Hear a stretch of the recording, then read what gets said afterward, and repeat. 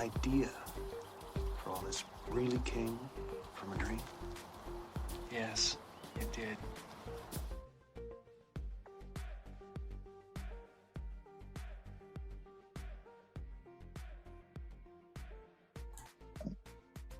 Good evening and welcome to Nox Mente. Tonight's guest is Jordan Maxwell. Jordan Maxwell continues as a preeminent researcher and independent scholar in the field of occult religious philosophy. His interest in these subjects began as far back as 1959. He served for 3.5 years as the religious editor of Truth Seeker magazine, America's oldest Freethought Journal since 1873. His work exploring the hidden foundations of Western religions and secret societies creates enthusiastic responses from audiences around the world. He has conducted dozens of intensive seminars, hosted his own radio talk shows, guested on more than 600 radio shows, and written, produced, and appeared in numerous television shows and documentaries, including 3 two-hour specials for CBS, as well as the internationally acclaimed 5-part Ancient Mystery series, all devoted to understanding ancient religions and their pervasive influence on world affairs today. His work on the subject of secret societies, both ancient and modern, and their symbology, has fascinated audiences around the world for decades. Jordan, welcome to Nox Mente. Well, thank you for allowing me to be here. Wow, it's our Always pleasure. a pleasure. This is a great pleasure for us, Jordan. As I've already said, you're one of the people brought me to on so many things and how this world is run and occulted from us. So again, thank you. This is definitely an honor. Well, thank you for at least seeing that and acknowledging it. It's been a very difficult road to hoe by myself, but I'm almost 80 years old now, and I'm very, very tired. I've been doing what I do for 60 years. And it's cost me a lot, but I really love what I do if I could just be left alone to do it. And Yes. I love doing what I do, but I have so many enemies. So I just try and do the best I can given my circumstances. Yes, and I think finally that I think your work is starting to actually pay off because more and more people are starting to look around at the world and question the reality in which they've been brought into. And it's because of your voice and because of the deep work you've done. And you're definitely an honored elder. And I hope that you get to see some dues come your way here in your elder years. Well, I appreciate that, and thank you. I have always tried to say at the beginning of interview that I am not the world's foremost authority on anything. I'm just an ordinary man pursuing extraordinary knowledge. I was fascinated as a child with mysteries and what's the word I'm looking for? Secret societies? No, with secrets. With secrets. People lying through their teeth and lying and keeping secrets. And I've always been interested in secrets, the other side of the story. You know, no matter what you hear, I want to hear the whole story, the rest of it, and see both sides. And so I've always been interested in how people keep secrets and play on other people's ignorance. And so as a very young child, I don't know if I ever told you my story about when I was a little kid, about 8 years old. And Please do. Say it again? Please do tell us. Well, I was about 8 years old, and I was a Catholic, born and raised in a Catholic family. And we were told in the Catholic school, little kids were told that they were going to have a special church meeting for the children. And it's called confirmation theory. It's going to be a confirmation celebration where you are confirmed officially as a Catholic at 9 years old or 8 years old. And so the nun told us the day before, they said, tomorrow night at church, the bishop is coming to town, and he will officiate over the service, and possibly, maybe not, but there's at least possible the bishop may ask you children after the service is over. He may ask you if there are any questions that you have about your faith, and if that happens. You remember you have no questions whatsoever. You don't ask any questions. And so the next night at the confirmation service, every Catholic in town must have been there because the bishop came to town. So everybody was there. And after the service was over, the bishop did say to the children, if any of you children have any questions, I'll try and answer them for you about your religion. And so I stood up because I was arrogant. I wanted everybody to see who I was. And I said, yes, Bishop, I have a question. And everybody knew, all the kids knew, all the girls sat on one side of the church and all the boys sat on the other. And all the kids knew you're not supposed to have any questions. That's why I stood up. I want to make sure everybody sees who I am. Tell me I can't have a question. My mother doesn't even tell me that. And so I asked the bishop, I said, my father works with torches like a welder. And once in a while, he'll let me hold a torch and play with it. So I know what a torch can do, and I know how dangerous they are. And so my question to you, Bishop, if an angel were to appear to me, like they have in the Bible to other people, if an angel will appear to me, could I burn the angel with a torch? Would it hurt him? And he said, no, of course not. I said, why not? And he said, well, because angels are spirits. You can't even see a spirit, much less burn one. And I said, why can't you burn a spirit? And he said, because you can't burn a spirit. You need something that's flammable, like wood or paper or plastic or something to burn. But you can't burn a spirit. I mean, you can't even see a spirit. How are you going to burn it? There's nothing there to burn. And so I said, well, then why am I concerned about going to hell when my spirit will burn forever if you can't burn a spirit? And everybody looked at each other like a deer in the headlights. Nobody had ever thought to ask a question like a little 8-year-old boy. Nobody ever thought about it. You just go along to get along and just believe whatever they're told. Me, it doesn't make any sense to me. A spirit I know is an angel. You can't see them. Well, how are you going to burn them? There's nothing there to burn. It's just air. How are you going to burn a spirit? And so that's what the bishop said. You know, you can't burn a spirit. There's nothing to burn. I said, well, then why am I worried about going to hell when my spirit will burn forever if you can't burn a spirit? Well, after that, one of the priests close to me said, you sit down and shut up. So after that, I started dropping Alka-Seltzer into holy water. I'd had enough. I knew from here on out, this whole thing is a bunch of bull. The whole thing is a man-made bull, and I'm not buying it.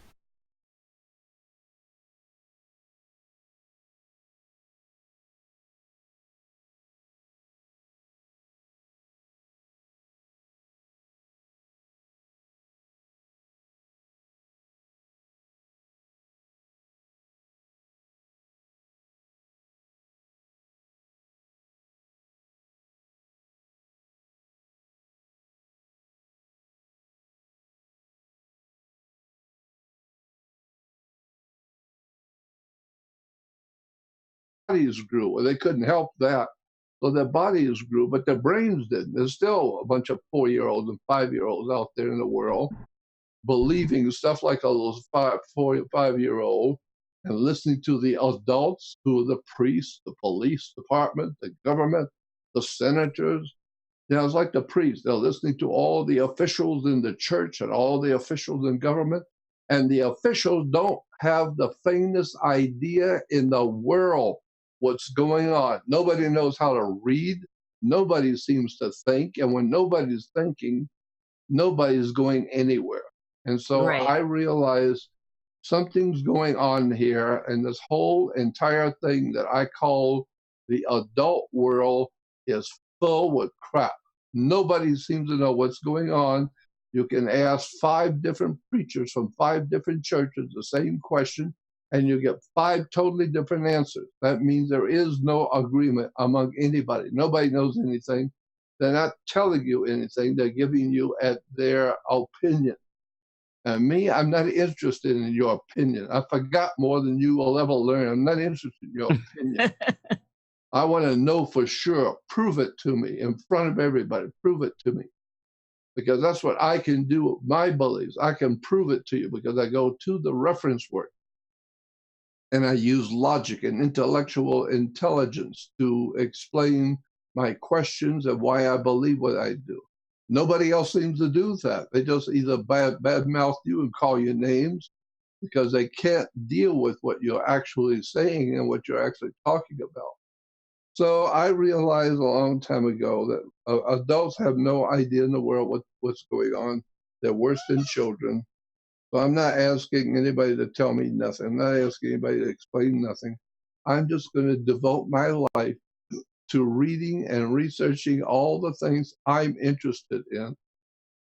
Most people are not interested in secret society, symbols, occult symbols and emblems that are used by government and religion and military. Why do you wear certain things in the military? Why do you wear the same identical symbols that the Nazis used, that the communists used in Russia? You're using the same insignia, the identical same insignias Americans wear that the Soviets wear, that the Nazis wore, that the different military groups around the world, they all wear white gloves, their official white gloves. What's white gloves going on here? What's going on with white gloves? What's going on with all of these words and terms? Everybody, all the different military organizations throughout the earth have generals and corporals and soldiers. Why are we all using the same words? Why are we all, and then it finally dawned on me. Something is going on whereby the entire world is being militarized using the same words, the same terms, the same money, the same financing. The whole world is being militarized and kept stupid so that they can fight each other. And there's got to be some kind of an organized effort. And that's what brought me into the world of secret society. I know about the mafia. I know about La Cosa Nostra. I have been involved. I have been involved. I have been in the company of very high degree secret society members in organized crime. I was there. I saw it. So I understand now how it works. It's called organized crime. Yeah. Like George Carlin said, it's a big club. And you're not in it. Yes. Yeah, Jordan, I want to take us back to the 8-year-old kid you were and get a little to the 8-year-old kid that you were that was questioning the priests at church. So this is where I want to go with this right now is idea into your head. How did you come about being a kid that questioned? I always question because when I was a little kid, I would always, even in junior high school, especially in high school, I would always go to church with everybody, all my friends that were in school. We all went to each other's church. We all hang out together, all the kids that knew each other. And I would go with my friends to their churches. And they'd come with me, they would go with everybody else to their churches. But I was going to church to find out answers to my question. I don't want to hear the beautiful music, the chants and the candles, and all of that. I understand it doesn't do a thing for me. I want answers. Period. Intellectually, I want to be satisfied with answers that I can understand and buy into. And I don't buy into anything I've heard so far in religion, period. God, nobody knows how right I was. Because today I have discovered, after some 60 years of studying theology and the science of God, I have discovered so many things about theology and religion that you have no idea that even exist, because I was a radical, revolutionary thinking child. And I Yes. started inquiring about all kinds of things that I have found out now that are unbelievable. If you were to really do homework and spend some 60 years studying theology, it will blow your mind where things have come from. I'll give you a few examples later.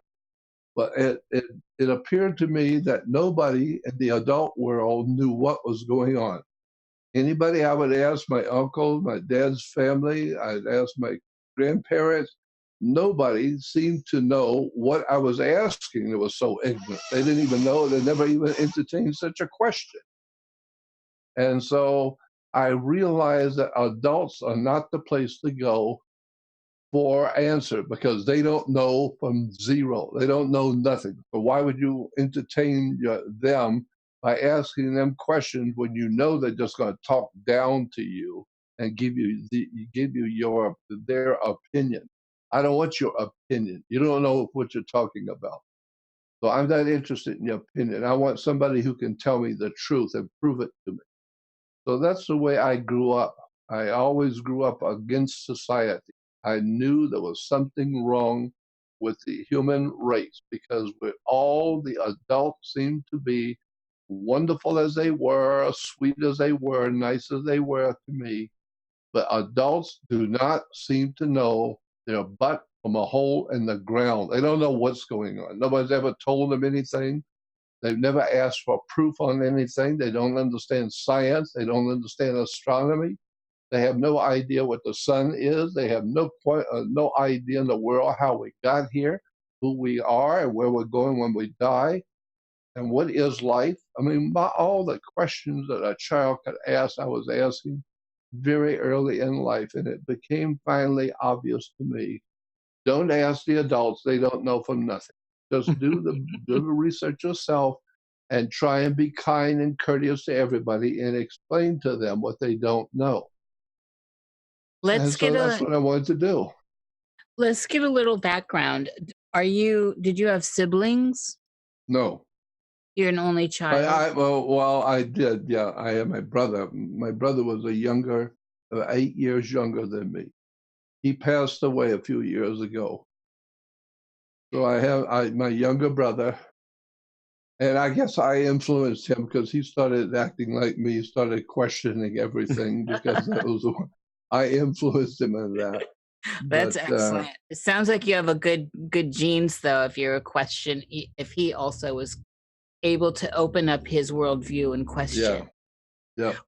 So tell us a little bit about the world you grew up in. Say, do you have memories prior to being 8 years old, and what your life was before that as a very young? I was born and raised in a city in the Gulf, on the Gulf of Mexico, in Florida, in Northwest Florida, about 60 miles from the Alabama-Florida state line, in Pensacola.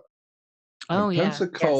Pensacola, whether you know anything about it or not, Pensacola was a hot spot for UFOs and alien activity. People were seeing extraterrestrials, and at night there was all kinds of strange lights in the sky and things landing and strange phenomena going on in the city.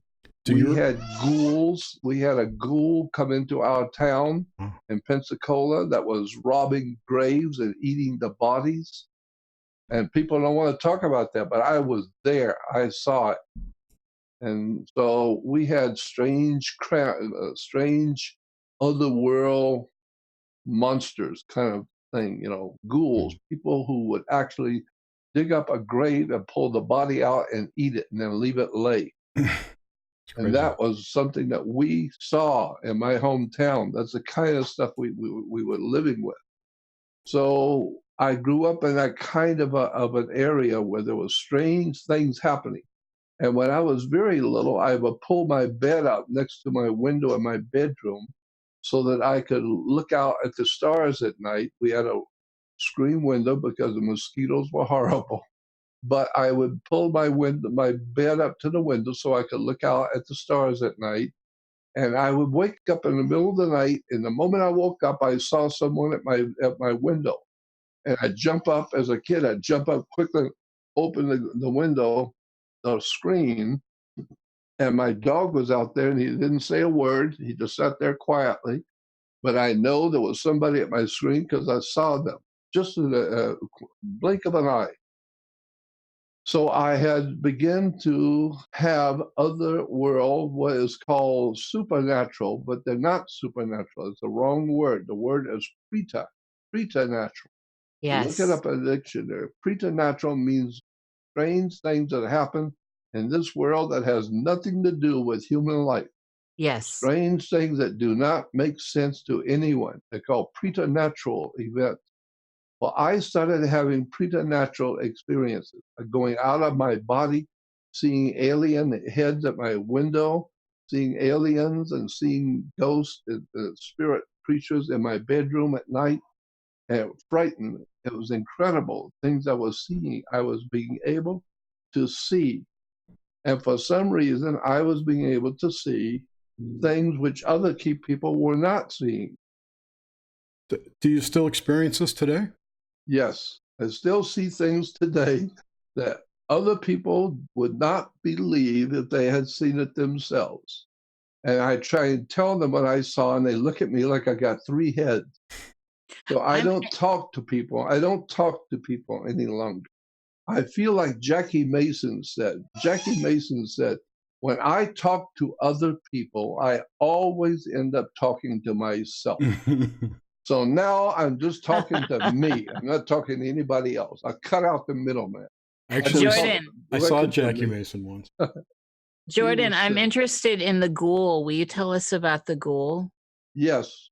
We started back when I was about 15, 16 years old. One day, it was in the papers that a grave had been dug up at a cemetery, a little Mickey Mouse little cemetery on the outskirts of town, and a grave had been dug up with this young girl who had passed away, and her body was pulled out of the grave, pulled out of the casket, and dragged down the street and was eaten on. Part of her body was being eaten away, and yet when the animal didn't need it anymore, it just dropped the body, left it lay. Well, believe me, that opened up a can of worms for the city of Pensacola, because everybody heard about that. Somebody is digging up graves and eating the human bodies and leaving a drop on the street. And the military, it was a Navy town. Pensacola is the largest naval air station, I think in the world, second largest in the whole world is the Naval Air Station in Pensacola. Well, the military, right down from the Pensacola Naval Air Station, which is enormous, miles and miles of all kinds of off-the-wall technology going on there was a Marine base and an Army base. So it's a very militaristic area. And I grew up around the military. And so when that happened, the military jumped right in, because anytime something would happen that was threatening the city, the military always sent their people in to help us, to help the city. They would send in their half tracks and their Marines, and everybody was on the street to protect the city. And we were very, very happy for that, to have the military all around us. We felt better. And my girlfriend, my girl cousin had a boyfriend who was a deputy sheriff at that moment. And so he would come over to my aunt's house, and we'd go over to my aunt's house and where my cousin lived, and he would come over to see her boyfriend, and he was a deputy sheriff. And so he would tell us what's going on in the sheriff's department with this ghoul. And so we couldn't wait to hear from him what's going on and what are the police doing and what the military is doing. And so they finally decided one day, to light up a cemetery. The old cemetery is an old one outside of town. And the military went in there before, and they lit up in the trees all kinds of lights, and ran wiring, hidden the lighting, so it wouldn't be obvious. And they put sharpshooters, military guys, in the trees, and then they published a. They waited till someone passed away, and the idea was the sheriff's deputy sheriff told us. My girlfriend's boyfriend said, my cousin's boyfriend said that they had decided, the Pensacola City had decided to set up this ghoul by when someone dies, he will be buried, the person will be buried at a particular cemetery where they've already got the lighting set up. The military is going to be there. They're going to wait for him, and whoever it is that shows up to dig up a grave is going to be the last time he's ever going to dig up anything. They're going to come down on him like a herd of turkeys. So they set it up, and then they advertised it in a paper. Some young person died, and so they put it in the paper that the body was going to be buried at that cemetery. And so my dad and my uncle, who had been in the military, I loved him. He was sensational. He would do anything. I loved him because he was questioning everything and would do anything because he had military background. And so my uncle told my dad, I hear they've set this cemetery up. You want to go out and see what happens tonight? And my dad said, well, yeah, I suppose we could. So we were told by my cousin's boyfriend, if you go out there, do not go inside the cemetery because you're going to get wasted if you go inside. They catch anything that's alive in that cemetery, and they're going to kill you. So don't go in the cemetery. But if you want to go out the outside and look in, crawl in. Don't walk in. They'll see you. So crawl in. So we did that. About midnight, we crawled in to the cemetery, up to the gate and up to the side, up to the wall. And it was just slats so we could see through them. And all of a sudden, we waited about an hour or so, my uncle, my dad, and I laying there at the cemetery wall. And all of a sudden, the lights went on everywhere. Somebody flipped the switch, and the place lit up like a Christmas tree. And guns were going off, and it was all kinds. It was like a Vietnam war going on. And we waited to see what happened, and we didn't know what happened. But what ultimately happened was the character, the guy who dug up the grave, and when the military felt it was ready, they opened up on him with the lights and fired on him from all around. And they've hit him so many times it didn't even bother him, didn't even affect him at all. And he ran and jumped over the fence, which would be very high, but he just jumped it over the fence and out to a swampy area outside of my city, into the swampy area. And they lost him. Even the dogs couldn't keep up with him. Wow. And then about 6 weeks later, after that was, we heard about that on the news, that they had opened up on him, and all the military guys said, we hit him over and over and over again. But for some reason, it didn't bother him. And so I know that there are such things going on in this world. I know because I was there. I've seen things that other people have not seen, and I know what's going on this earth and who's really out there. And I know about Bigfoot because I had a brush with Bigfoot. I've seen demons and devils and poltergeists and all kinds of strange things, phenomena that other people have not seen. And I want to get to some of that, Jordan, but I want to get a little bit more background. This ghoul story is fascinating, and I am endlessly fascinated by ghouls. So I found that interesting for you to mention. That's one for the books. So I want to take a minute here and find out about your state of dreaming. Were you a child that dreamed a lot, and lucidity, and what do you think's going on with the aspect or that state of dreaming? I never did really get involved with dreams.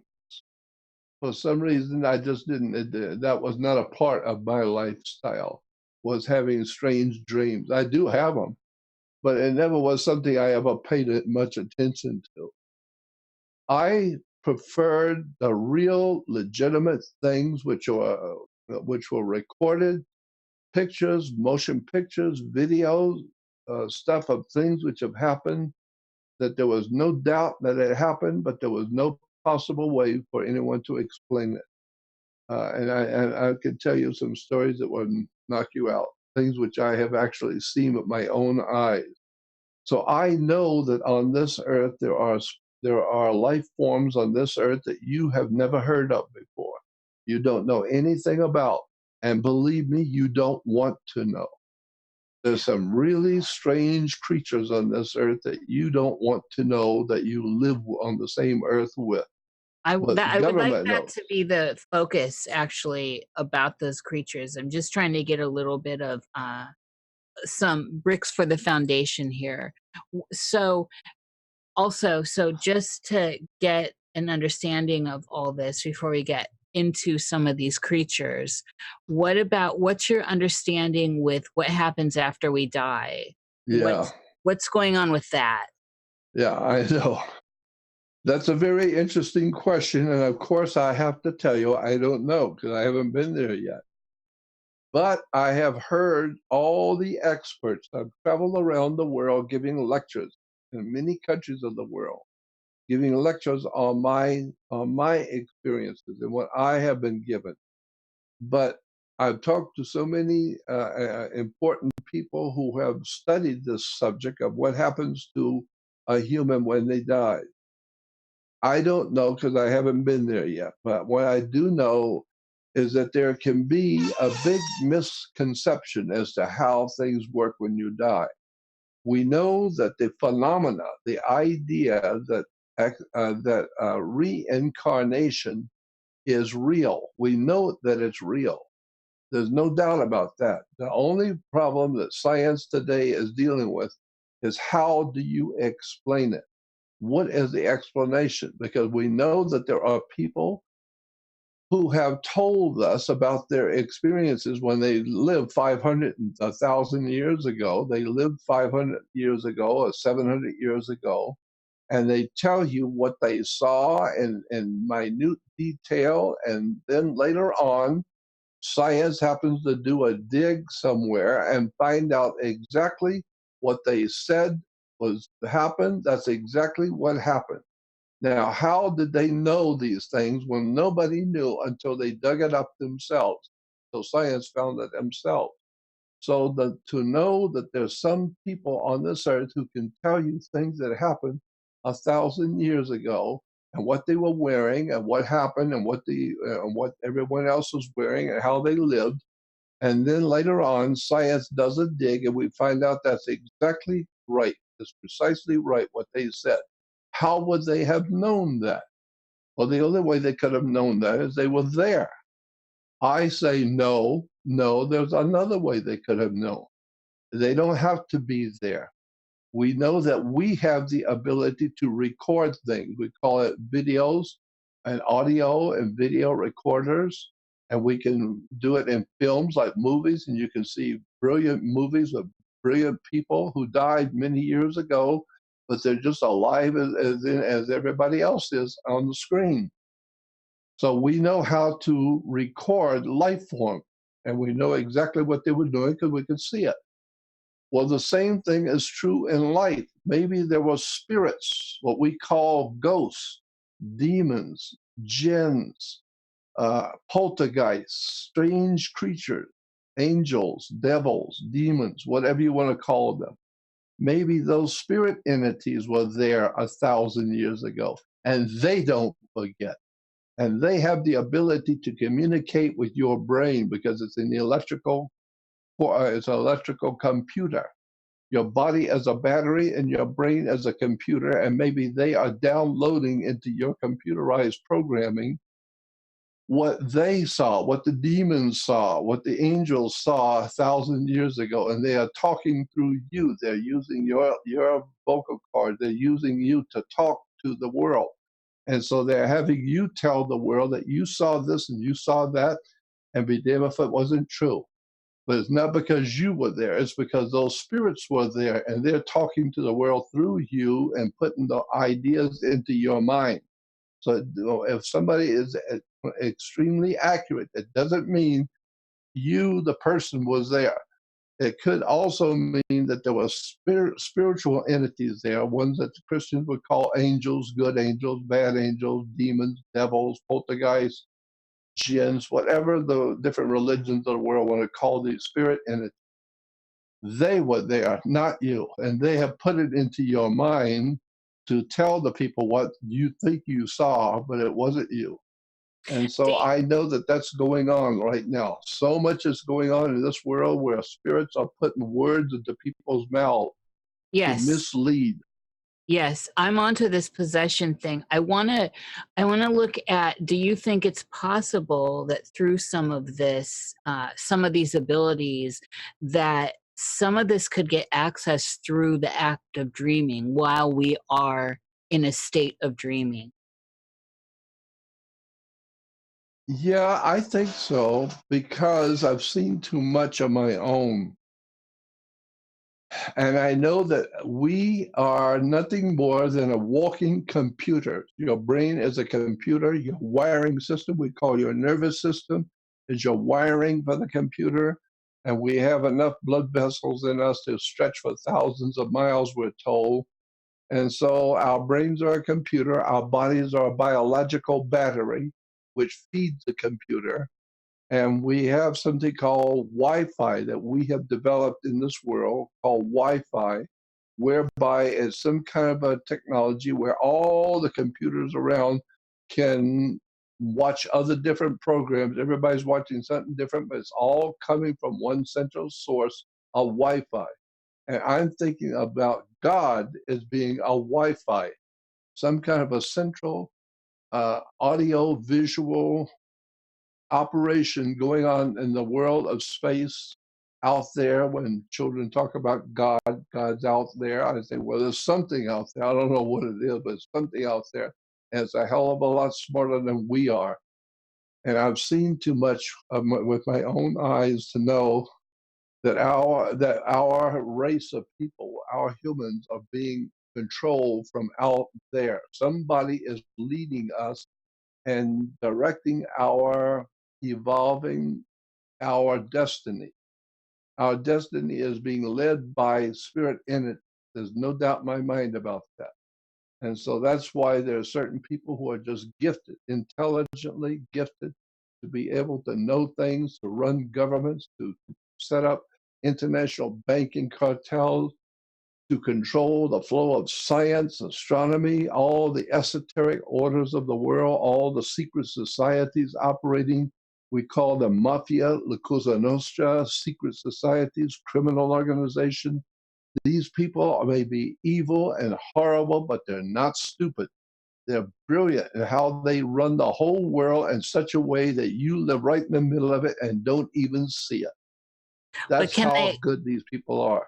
I agree. And I'm wondering if there is some way. See, to me, there seems to be a tie-in here with when we go into the state of dreaming, when we go sleeping and our consciousness moves aside, wherever it goes.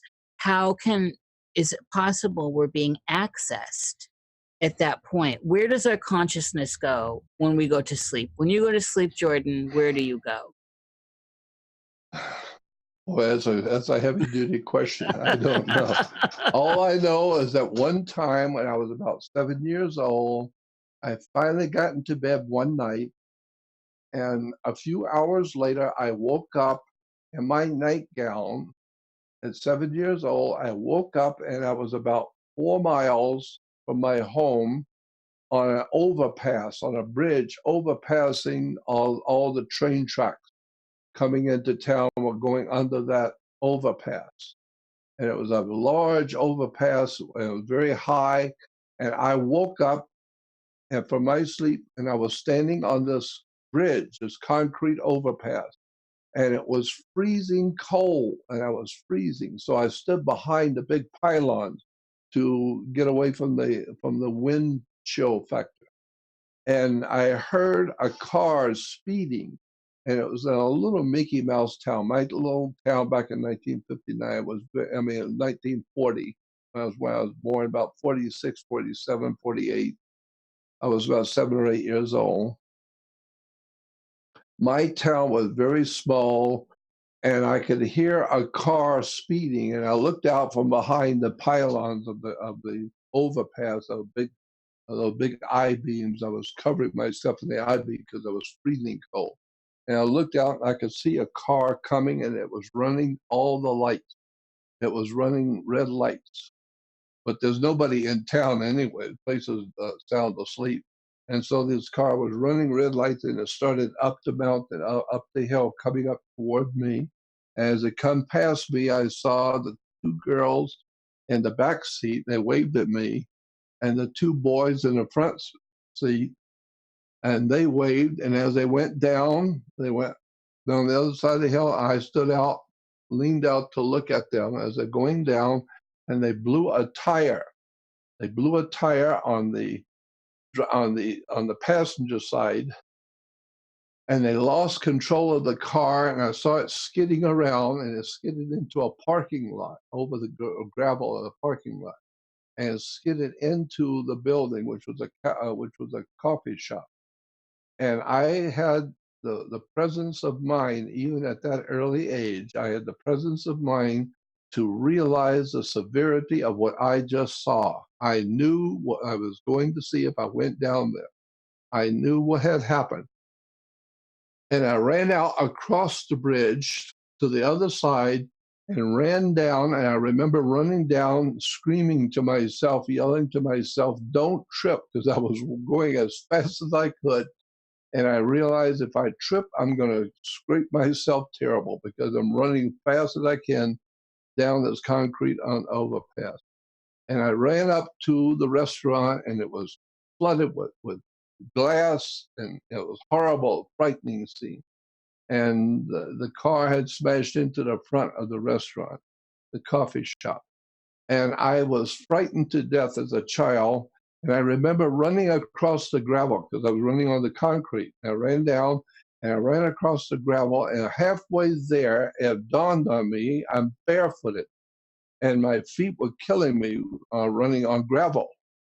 And my first thought was, you're going to have to go on, keep going, because it's going to be the same distance to turn around and go back to the sidewalk. You might as well keep going. You can do one or the other. Keep going to help the people, or turn around and go back to the sidewalk. And so I kept going. I ran into the front of this terrible accident, and I could see the people were bleeding and glass everywhere, and it was a horrible experience. And I tried to mentally, even at that age, I tried to be very calm and look around to see who could I help and who can I not help, and go to help the ones that I could help. And so, and then when I started looking around, I saw all the terrible tragedy, and I flipped out. As a child, I couldn't handle it, and I started crying. And I woke up in bed at that moment. I woke up in bed, and I was crying and frightened. And my parents came into my bedroom, and I told them what I had seen, where I was, and what I had saw happen. And later on, the next day, we found out that what I had said happened did happen. And I was amazed that when I heard that, yes, there was a terrible wreck last night, 4 or 5 miles away, and I was there. I saw it. And yet I'm trying to tell my parents, and nobody knew what I was talking about. I was there. I saw it. That's why I woke up in the bed crying. And so those kind of things happened to me quite a bit. I began going places. I did not know where I was going and why I was leaving my body. I began seeing things that other people did not see. I would be in the right place at the wrong time to see something unbelievable. And nobody saw it, and it just went on, and nobody saw it, nobody cared, went on with their life.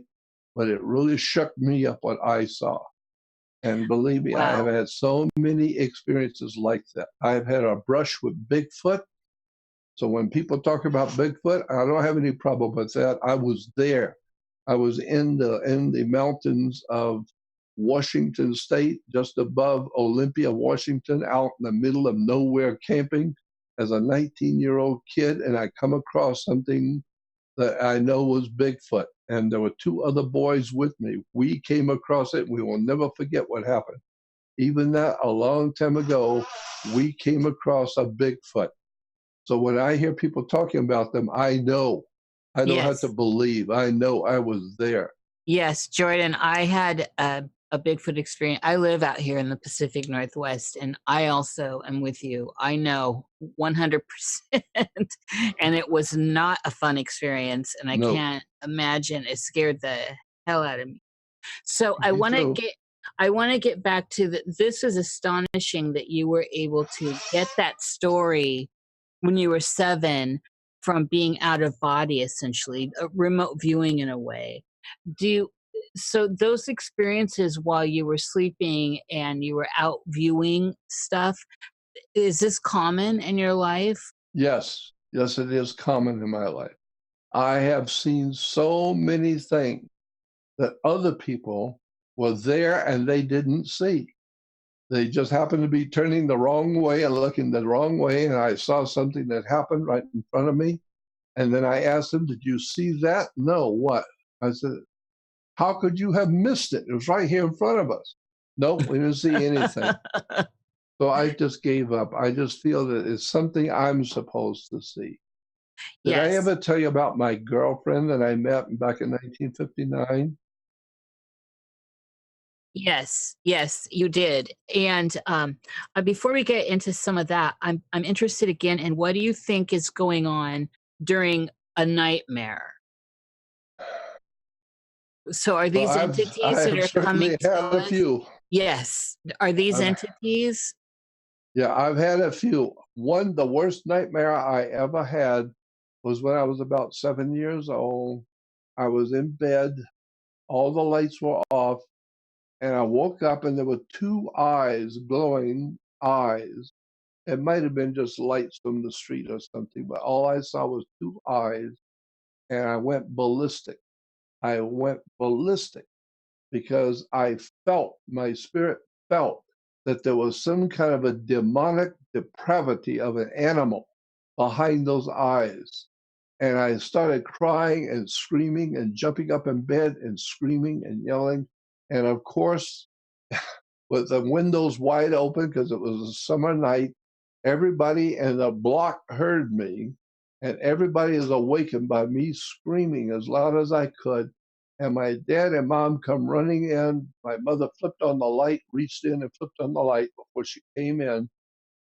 And when she flipped on that light, I did a totally berserk. I started screaming at her, "Don't come in this room." And she wouldn't come in. I kept screaming to my dad, "Don't come in this room." And they said, "Why?" And I said, "He's here. He's right there. I can feel a creature. I can feel something overwhelmingly evil right there by the door where my mother was standing." And I said, "He's standing right next to you. Leave the room. Don't come in here. He's right here." And then the entity started moving. I said, "Now he's moving over here to this side. Now he's over here on the left. Don't come in the room. He's standing right here." I could feel where he was. I didn't see him, but I could feel it. And it was an incredible, awesome feeling of something very evil and otherworldly in my bedroom. And I finally saw him. I finally felt him go out the wall. He left my room. And when he left my room, I collapsed on the bed. Only about 7 or 8 years old. I collapsed on the bed and I was totally out of breath. I had given everything I could to yelling and screaming for my parents to stay out of the room. And I finally just collapsed. But I shall never forget the fear that was in that spirit entity that was in my room. There was no doubt about it. It was not of this world. Hmm. It was an otherworldly fear or a fright of something horrible. that you could not explain how horrible it was. It's just that you don't want to experience it yourself. You will never Yes. forget it if it ever happened. Jordan, on this note, is there a way, are you able to tell who is being possessed? And are you able to give us, I have a sense of this, but I'm wondering, is there a way you can convey to others with this idea of these kind of the possession that's going on, and it's amping up? I'm noticing it amping up. It's I don't know. amping up big time. It certainly Yes. is. And I'm not sure why, you may know why, but is there a way, a clue in which you can look at someone or hear someone or see someone and know that that their vessel, their body has been hijacked by something else? Yes. But the way I detect it is I feel it. It is said that women feel while men think. And this is why the world is so screwed up. Men are always trying to think how to do each other, militarily speaking. But women feel.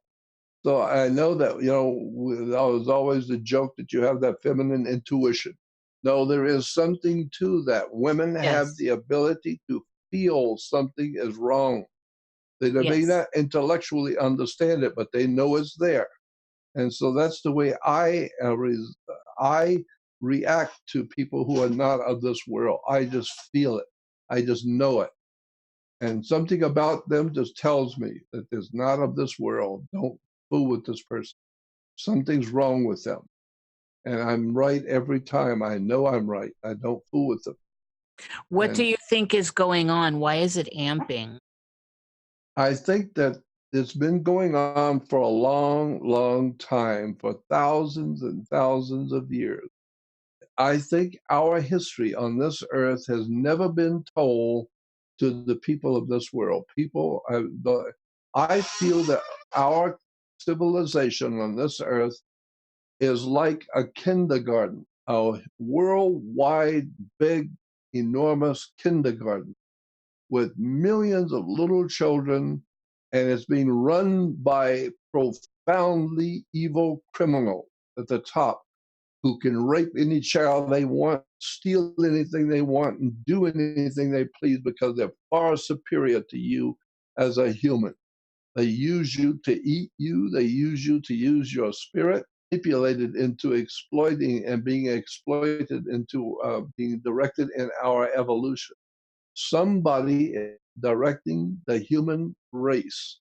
And we are so self-centered, egotistical, inexperienced, and dim-witted. We don't know that somebody is divinely directing the evolution of our race. They are giving us knowledge and teaching us things every day, and we think it's because we're so smart. No, you're not that smart. We are being led into some kind of a catastrophe, which is coming on the earth, and it's been coming for a long, long time. And I've got too many examples of that, way too many examples of showing how we humans are being led by spirit entities. Yeah, I know you have the examples. I'm wondering, what is your hypothesis and where this is going? I think that somebody, either one of two things, either someone has been here, which is far, far superior to the human race. They have always been here for tens of thousands, if not millions of years ago. And they're the ones that have created all of the structures around the world, pyramids and temples in the ocean, pyramids in the Atlantic Ocean. A lot of people don't know that there's a pyramid on the floor of the Atlantic Ocean as big as the one in Egypt. And it's sitting out there in the Bahama Banks, just 10 miles north of Bimini. A huge pyramid that they have found.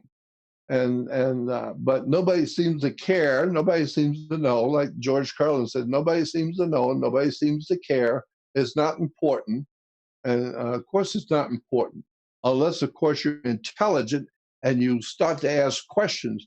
What in the hell is going on with pyramids on the floor of the Atlantic Ocean. What's going on with that? Why hasn't our military government told us anything? Why is it the U.S. Navy is out there looking around and we've been chasing UFOs in the Bermuda Triangle? Why is it that Albert Einstein talked about the Bermuda Triangle and he believed there was something there? He said it was probably a portal to the earth from other worlds. They come into our world through the Bermuda Triangle and go out the other way through the Devil's Triangle in the Pacific. But who listens to Albert Einstein? Most people don't even know who he is. I'm just amazed at how much the human family do not know about the world they live in. It's incredible. It's unbelievable how much is going on right now in this world in front of you. And most people are not aware at all. It doesn't bother them. Like Winston Churchill said, that he was quoted as saying that in the human family, there will be times when people will have something happen to them that will just knock them over.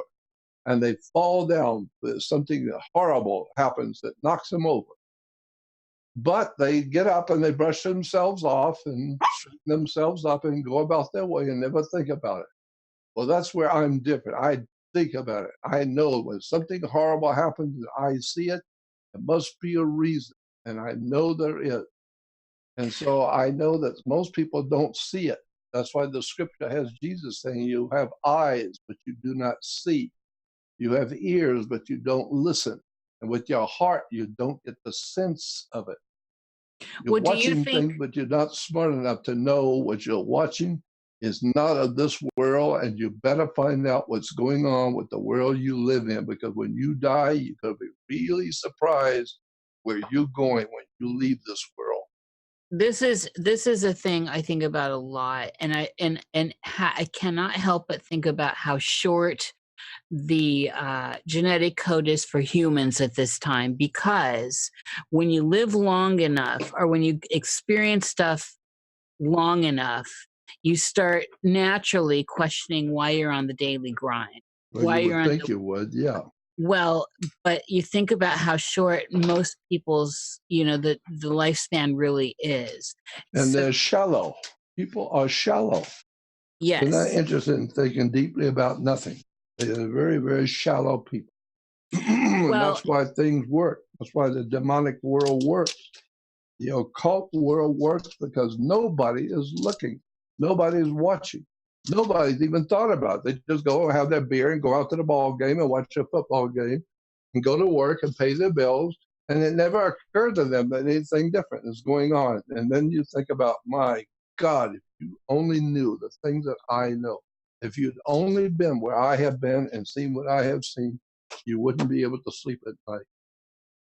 Well, so this is because eventually, even the most shallow person after so long is going to question why they're doing the same things every single day, and expecting a different result. Right. The definition of crazy, and right.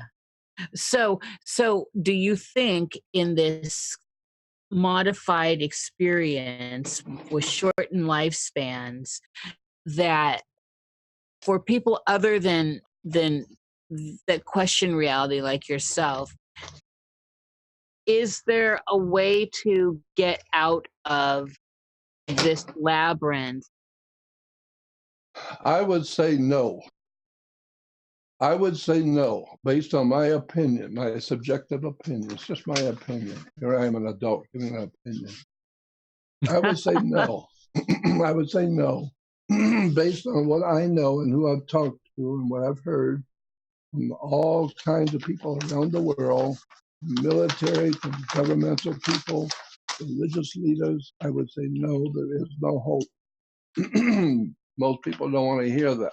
They're so shallow, they want to hear that everything's going to be fine, everything's going to be okay. So all that bunch of bull that Jordan Maxwell was talking about, nothing to it, so don't worry about it. And I'm thinking to myself, well, you better be prepared for what's coming, because there's something coming on this earth you don't want to know about, but it's coming and it's on its way. And one day soon, when it breaks out and what's prophesied to come and what's coming. And you can see it already happening around the world. Strange things are beginning to happen that have never Yes. happened before.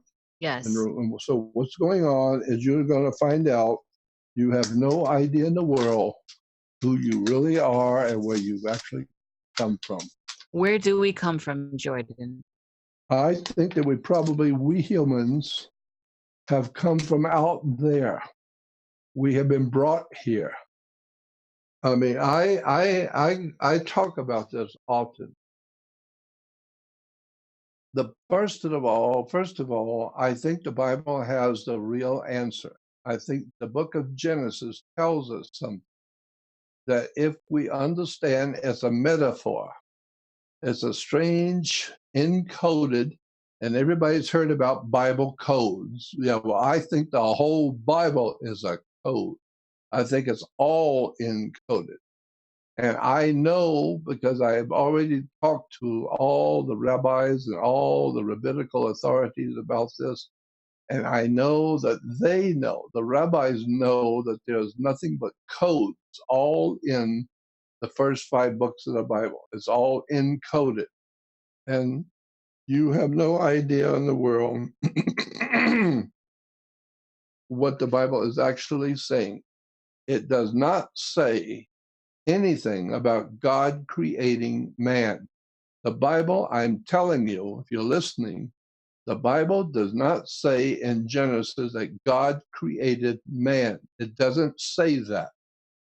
Get that out of your mind. You misunderstood the words.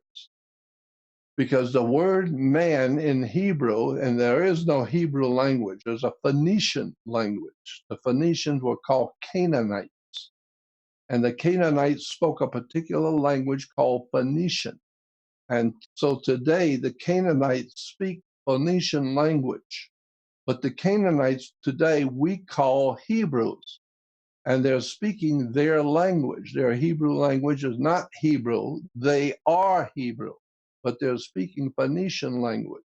And so we get the word Phoenician, meaning giving us the word phonetics, phony, and phonetics comes from Phoenician.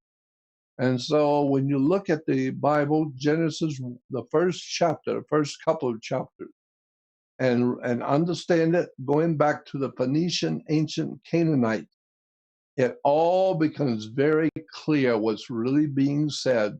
And the church has misled people, wanting people to believe something that's not true. It doesn't say that in the Bible at all. And I had a very famous rabbi many years ago. I was very close friends with him. I helped him on many of his books, and he helped me on many things I was doing.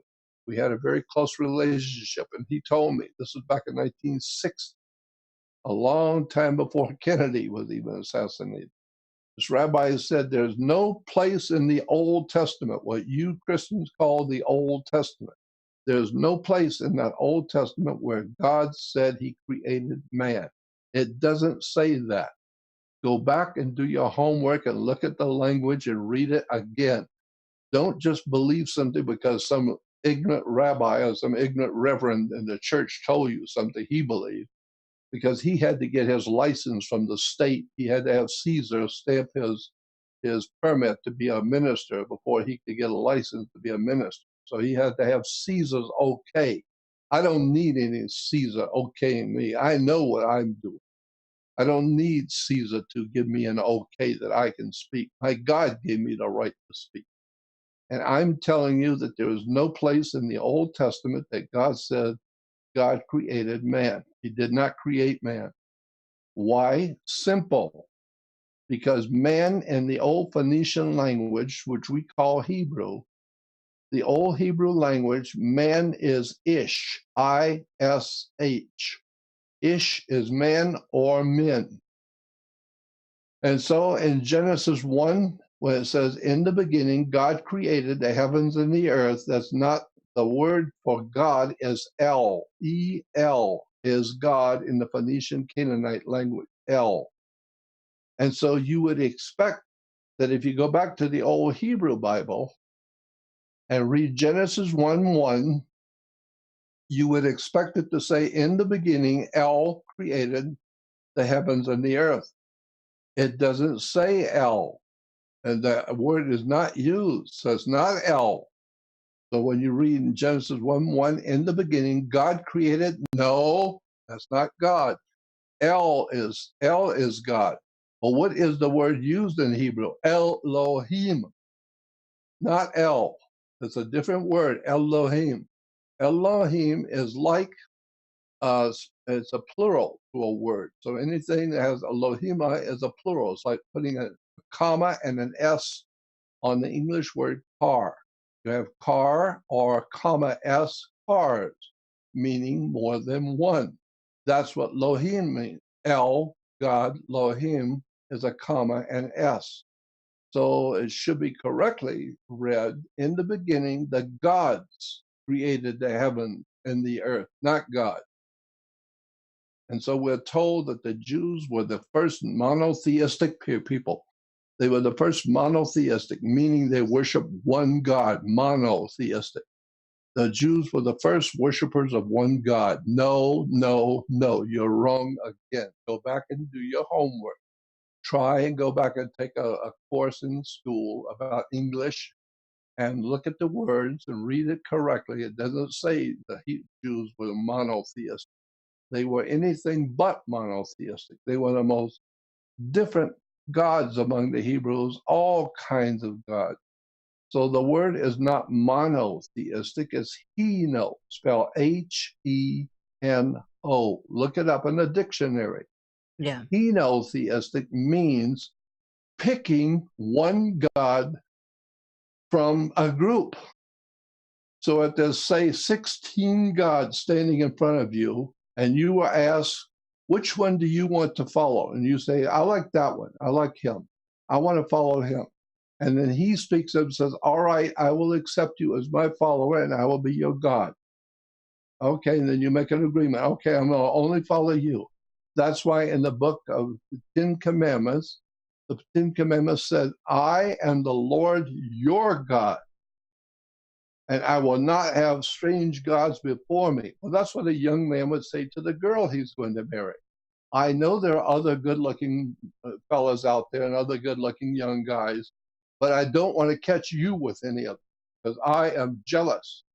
I am the one that you made an arrangement with and you agreed to go steady with me and we're going to get married. So I know there are other young gods out there, young guys out there, but don't let me catch you messing around with them because we have a deal together. And the same thing she would say to him. There are other beautiful women out there, but we got a deal. So don't let me catch you messing around. Why? Because I'm jealous. Well, that's what the Bible said. I am a jealous God. So don't go messing around with any of the other gods. There were 16 of them. And I know they're out there. So you're not the worshiper of one God. No, you are a worshiper of the one you picked. Yes. The one God that you picked is the one God. We could say that you are a worshiper of one God, but boy, there's a whole lot more. So with this, with what you just said and the stuff that is that we agree with that's in the Bible, what is your perspective on the phenomenon known as Mandela effect or time slips, where the language and all this stuff, dimensional, whatever, there's something going on with these remembered timelines? As I said to you before, we humans, as a collective human civilization on the earth, all of us, all humans, we are being misled and deceived into following someone else's ideas about our natural evolution. So I say that evolution is not the subject to study. Evolution is not important. It's intervention, which is really important. Not evolution, intervention. Somebody came here from out there long time ago, and they saw the indigenous creatures that were on this earth, and we don't even know how they got here, the indigenous creatures. But somebody came from out there and landed here on this earth and saw the indigenous creatures that we call hominids. Science called them hominids. The hominids were like Neanderthal creatures. They were like animals, large animals, but they walked upright like we do. And they had male and female like us. But they were called hominids, and they were like Neanderthals. And so somebody came from out there, and I'm talking about hundreds of millions of years ago, hundreds of thousands or multiple millions of years ago. And they come down here a long time ago before you and your grandmother was even here. And they saw these indigenous creatures that we call the hominids, the Neanderthal creatures, the old cavemen. Yes. And they said to themselves, wonder what it would be like if we cross-pollinated with one of the females. Let's put some of our DNA in her and crossbreed with her. Let's see what she gives birth to. Let's just give it a try, see what she gives birth to. So they put some of their DNA in the hominid female, and she ultimately gave birth to something which was not Neanderthal, which was not extraterrestrial, but was a clever combination of the two. It would look like a Neanderthal, but it was a hell of a lot smarter than Neanderthal. And not so hairy. And then they would crossbreed with what she gave birth to, crossbreed with again, and it would perfect it even more. So now the next child came out, looked even more like the parents, the extraterrestrial.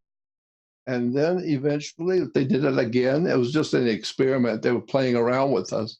They did it again, and eventually they gave birth to us, what we look like today. That's why the scripture says in Genesis 1:28 that God, no, Elohim, not God, the gods in plural, said, the God said, let us make Adam, it doesn't, if you go back to Genesis 1:18, 1:28, and the old Hebrew Bible, it does not say, let us come and make Ish. I-S-H is man.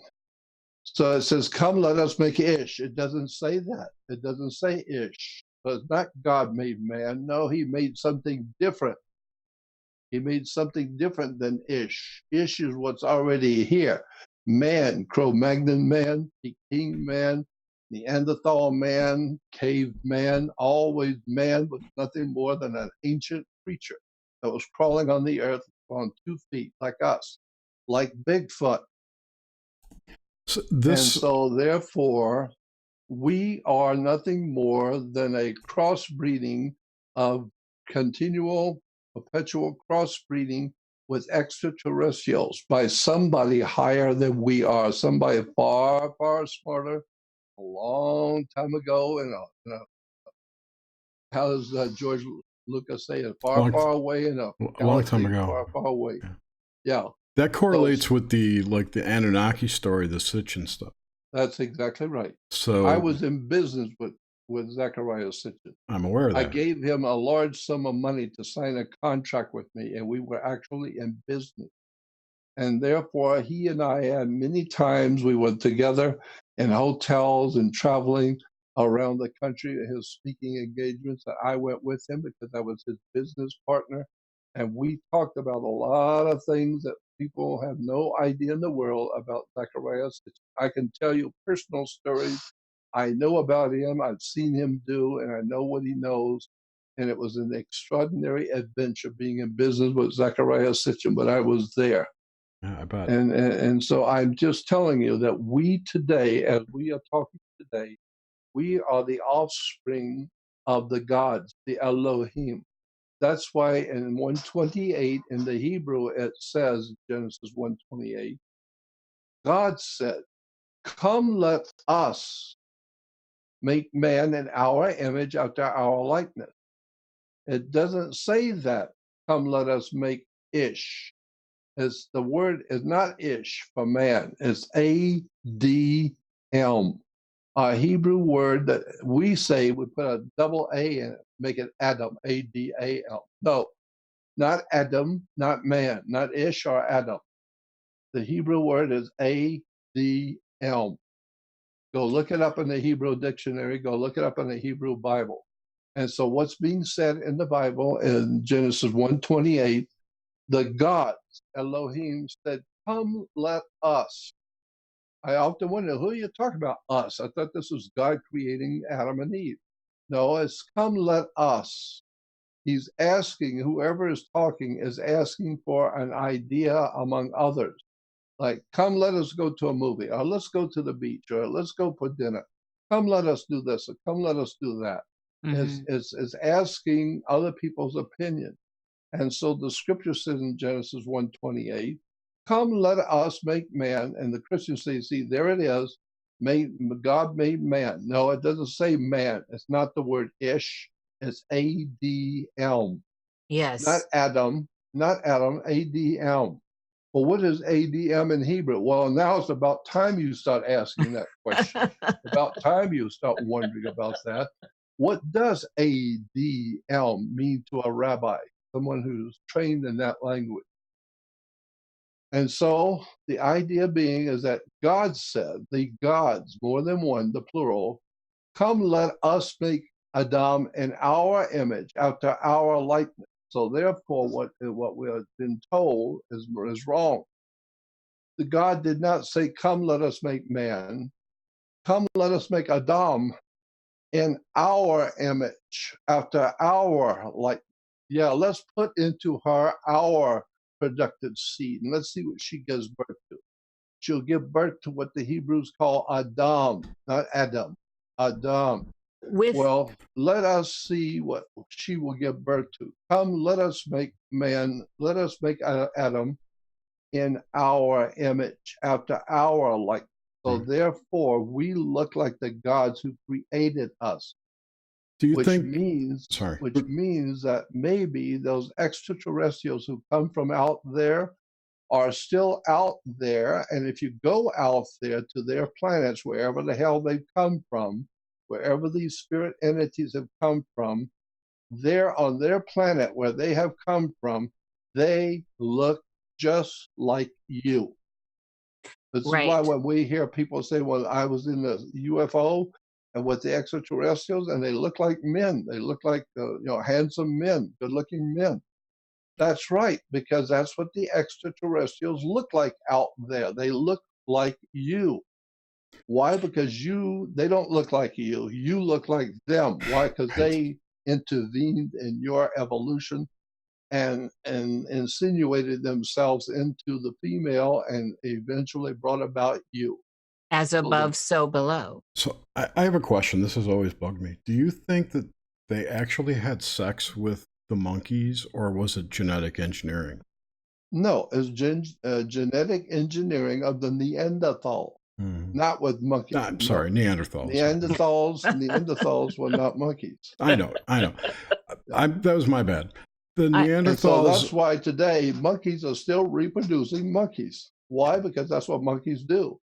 They don't reproduce. Right. Monkeys don't. Chimps don't reproduce and give us beautiful blonde women. Not usually. No. I was just watching something about Rh negative blood and I recall that Neanderthals, they think was the source of that. And when they mated with Cro-Magnons, this is the scientific explanation. When they interacted with the Cro-Magnon is where the Rh negative blood got into our supply, into the Homo sapien population. Yeah. Well, as I told you before, our history on this earth has been totally covered up so that you will never know what the real story is. The gods who created us a long time ago, you look like them. Do you think that anyone actually remembers or knows what the real story is anymore? Well, I don't think that there's going to be too many people in this earth who are going to know the real story. And the reason why is because nobody gives a damn. Yeah, true. There's only a handful of people who are intellectually superior enough to question the very validity of the story and begin to understand that the people who are leading our world, our leaders, our masters, who are the masters of our world, are not from here. And this is what Hollywood's been trying to tell you for years. is that there's an extraterrestrial race that looks just like you. You look like you as human. And therefore, you are so self-centered, not you, but I'm just talking about the human race, is so self-centered, egotistical, ignorant, and ill-informed, unread, and downright dim-witted. We don't even begin to understand that the extraterrestrials who are here and leading us look just like us, and we just go along to get along, or whatever they say. Well, that's what the government says. You know, Adolf Hitler was doing this. Oh, well, he's the government. He represents the government. So he said, go out and kill all the Jews. That's what we have to do. We just have to follow the government. And I say, yeah, why don't you just crawl on your knees and follow the government into the pits of hell? Yeah. Because you don't have the brains enough to know what's really going on here and who's really running the show on the earth. And I have had at least enough to find out that where we're being led, you don't want to know. Where But we're what, going as a Jordan, human family, you are not going to be very happy when you find out what's really going on. Jordan, what proof do we have that we're not, that we're actually alive, that we're not in some state of comatose, Yeah. Well, I delusional? asked that question. I asked that question when I was about 10 years old. I remember asking a teacher who would talk about all the intelligent life on the around the earth, and I said, my question is there intelligent life on the earth anywhere? I mean, has anyone really thought about who we are as humans? We are a biological battery. That's why when you go to court, if you can't bail yourself out, you will go into a cell. They'll Right. put you into a cell, which we call a battery. Yeah. They put your body into a cell because you are a biological battery, and they're putting you into a cell.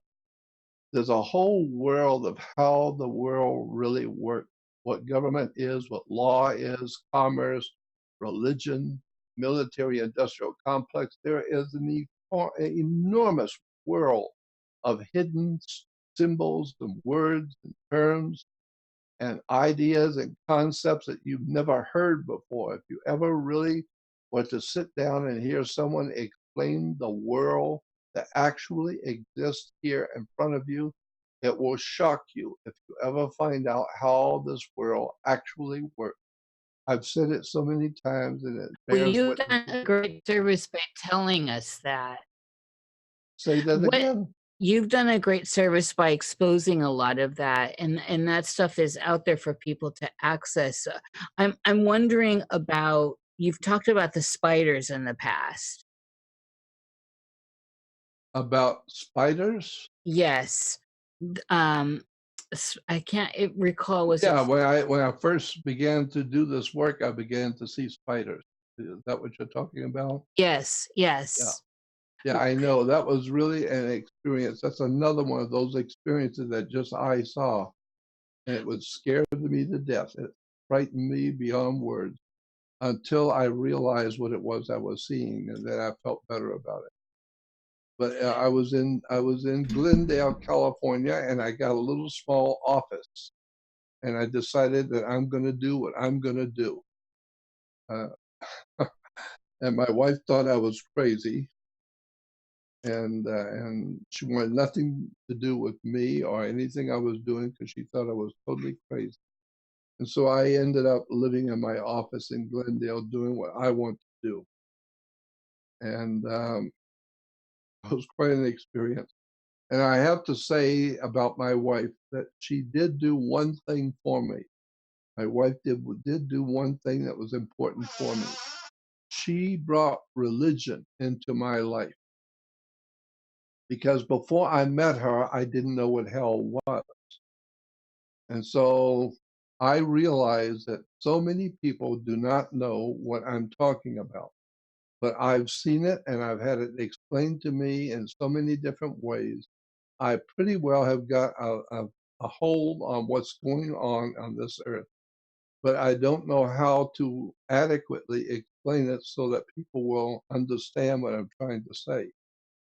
And so I've said to you before, I've said on radio many times before, if you own a 2-story building and you want to put a lot of weight on the second floor, like automobiles or printing presses, whatever it is you're going to put on the second floor, if it's extremely heavy, you better go downstairs first with the building inspector, get on a ladder and remove the ceiling tiles on the first floor and go up and look at the foundation of that floor you're going to build on to see if it's going to hold that kind of weight. So what you're doing is you're standing under the foundation you're going to build on. That's where we get the idea of understanding. You don't understand until you stand under the foundation of what you're dealing with. So when you hear about religion, if you don't know what you're talking about, you don't understand the word. You need to stand under the idea. And so that's when I tell people you need to understand. Go down below the surface and look at where the words come from and begin to see how much you don't know. It's an incredible world we live in, and we're not being told the truth. And that's what I'm trying to do, is trying to wake my fellow man up to the fact that he's never been told the truth about anything. But when Government, you, It's religion, nothing. it's no one's obligation to tell us the truth, though. and still, I'm not, the spider thing I'm still fascinated about, because you've mentioned it in the past. I've only heard it, I think, maybe once or twice. And there is something about the weaving with them. And if you could just Weaving read spiders come not here. Yeah. Yeah. Well, when I was doing my first research work, I got my own office in Glendale. I used to have a cot in my office where I'd sleep sometime. I'd fall asleep in the afternoon. And when I woke up one evening, I woke up and there was a big web connected to all 4 corners of the room. And there was a spider sitting in the middle of the web. And that scared me to death. Anything that's that big, a spider that big, would naturally scare you. And yet I knew, intellectually, I knew and understood, this cannot be a spider. They don't make spiders this big in this world. This thing was enormous, covered my whole room. So I know it's not a real spider, it's a vision. I've been given a vision. And so I felt better after a few moments of thinking about it. And then as I was thinking about what I was looking at, the whole thing began to slowly but surely disappear. And a few seconds later, it was gone. So I realized it was just an apparition. My eyes were being given a vision. But I used to see that spider all the time in my office. All the time it would show up. If I would fall asleep, I'd wake up and there was a spider in my room. So I asked the Native Americans what spider represented. And according to them, it was showing you, that was a message that God is spinning weaving a web for your life. God is weaving a web for your life. And you are being guided into some kind of a web. But it's actually the God Spirit that's doing it, putting you somewhere where it wants you to be. And so don't worry about it, just go with the flow, because one of my teachers many years ago said, if God is going to do something, you can't stop it. If he's not going to do it, you can't make him. Since you can't cause it to happen or stop it, then why don't you just shut up and go with the flow and try and educate yourself, and don't worry about what God's going to do. Worry about what you're going to do. And so that's been my philosophy ever since. I don't question, I just do whatever it is I end up doing. But people will ask me, aren't you afraid that demons are leading you? No, not at all. Why? Because I don't feel that I'm doing anything evil. I feel what I'm doing is I'm trying to help my fellow man to educate themselves. I don't feel that I'm doing anything evil. I know if I'm doing something wrong, I'm not stupid. And I don't feel that I'm doing anything wrong. So I'm not being led into doing something evil by demons. No, I'm an educator. I'm an educator and a teacher, and I travel around the world wanting to help little children, help young people who are wanting to know, like I did when I was young. I wanted to know, but I couldn't find anybody who knew anything. So I have to get the education, and now I have to turn around and try and give back to the young people behind me what I was looking for. I was looking for real answers. Well, I've got some, if you're man enough for it. Like the movie said, Tom Cruise said, "Yeah, I'm looking for the truth," and the officer said, "You can't handle the truth." That's what I think is happening with the world today. I think the human race can't handle the real truth. And I understand why. It's because they're not prepared for it. And I understand that. And I tend to think it's probably true. You don't want to know the truth. You're not interested to know the truth. You just want to drink your beer and pay your bills and watch your entertainment and your movies and go out Your to the football. ball game. And eventually, the truth is going to find you. You won't find it. It's going to find you. And it's going to wake you up to the world that you've never known before. And that's what I do. Well, that's what I wanted to get back to where this is all going. We see clearly the amping up of, whether it's warfare or not, the weather anomalies that are everywhere, happening on a very large scale now. The crazy possession that we're noticing in our political figures and public figures, and of course there's always all that old Hollywood stuff, and living under the state of England and all this.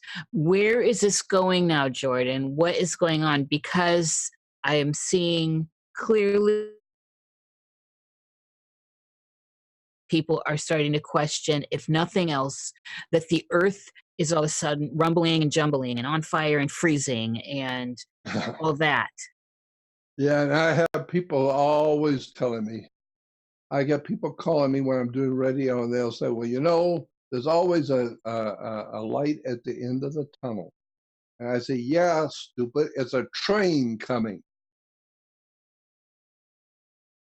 Yeah, there's a light at the end of the tunnel, but you don't want to see it when it gets here, because it's on its way. And whatever is coming for us on the earth, it's coming fast and it's moving quickly.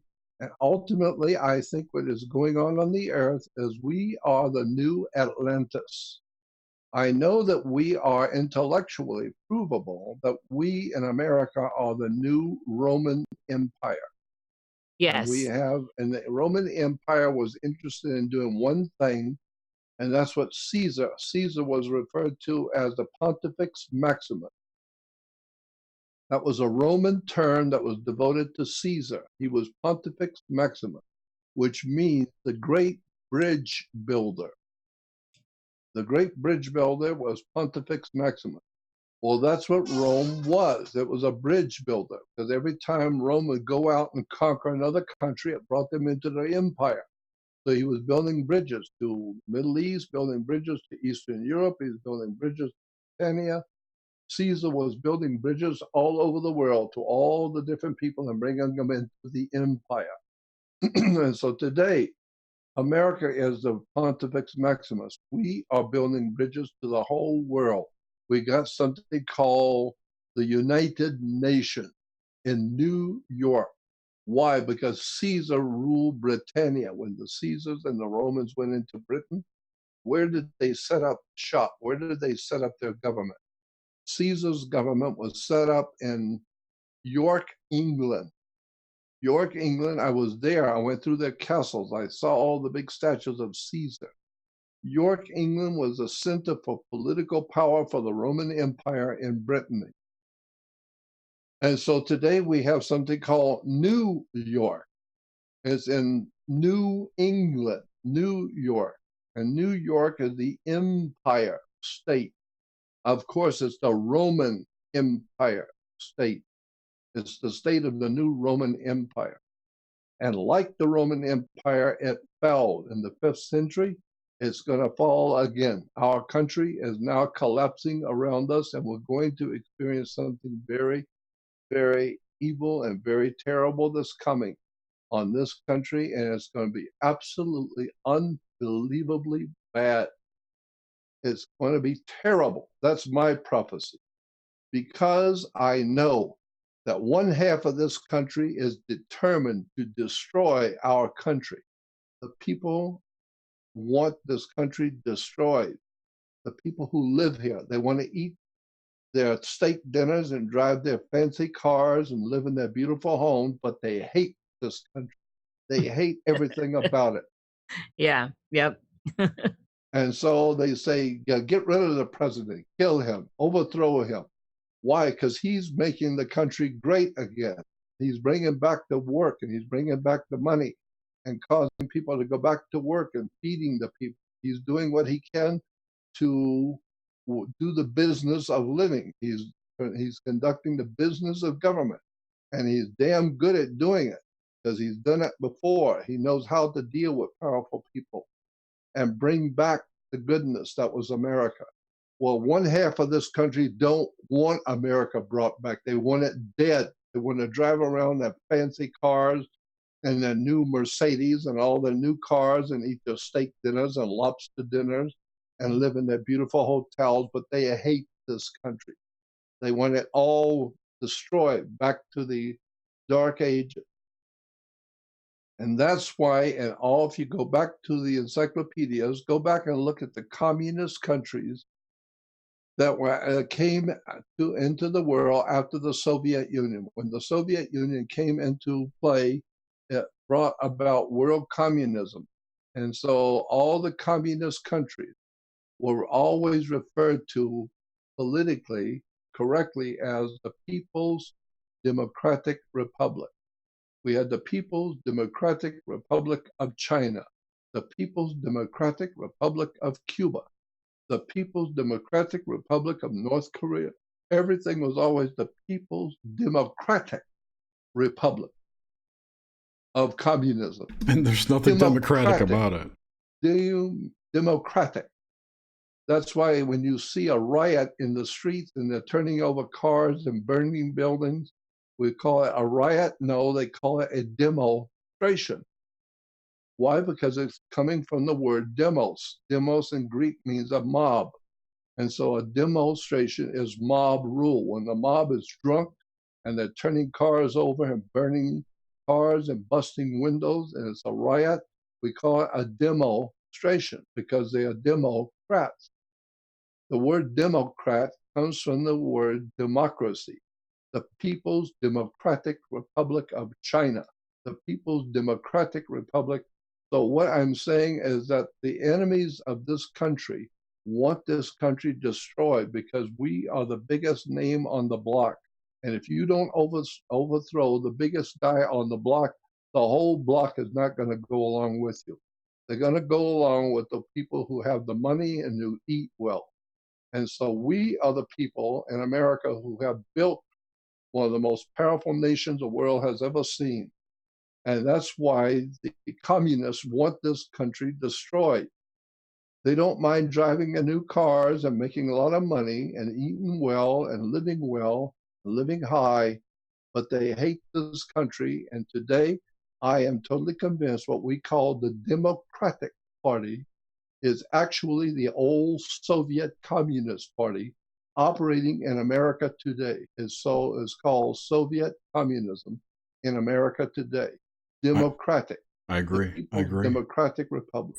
Yeah. And there's basically two factions out there. There's the remnants of the Nazi Party that came over in Paperclip, Operation Paperclip, and then you've got the communists, and I think they've been battling internally in the government forever, since World War II. But let me tell you something. There's something behind Nazism and communism, both. There's a mutual power behind both of them. They are controlling both sides, communism and Nazism. So authoritarianism. Authoritarian. It's all socialism, but it's actually being orchestrated and run behind the scenes by something that has been known for a long time that most people have never heard of. Is called the World Revolution Conspiracy, World Revolution Movement. There's some kind of a very powerful organization we refer to as the WRM, World Revolution Movement. It's financed and organized out of London and out of America. And America and London put together the Communist Party and the Nazi Party. It was both born here in America.